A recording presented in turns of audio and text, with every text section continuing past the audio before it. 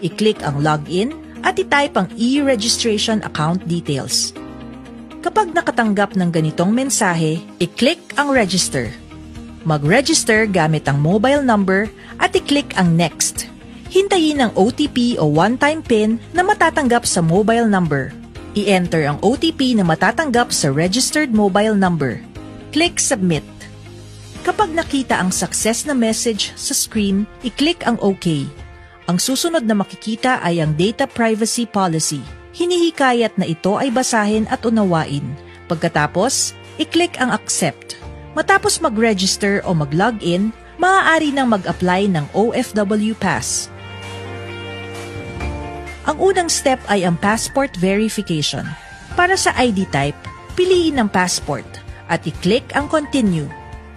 Sunod, i-click ang allow para magamit ang camera ng mobile phone sa pagkuha ng passport. I-click ang continue. Ihanda ang passport. Click continue. I-scan o kunan ang passport. Siguruhing nasa loob ng kahon na nakikita sa screen ang inyong passport.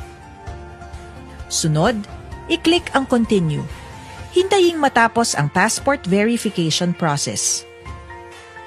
Pagkatapos ng passport verification, mag-selfie. Huwag gumamit ng flash. Siguruhin din na nasa loob ng bilog ang buong mukha at malinaw ang inyong picture. Sunod na makakakita ng check kapag maayos na nakunan ang inyong picture.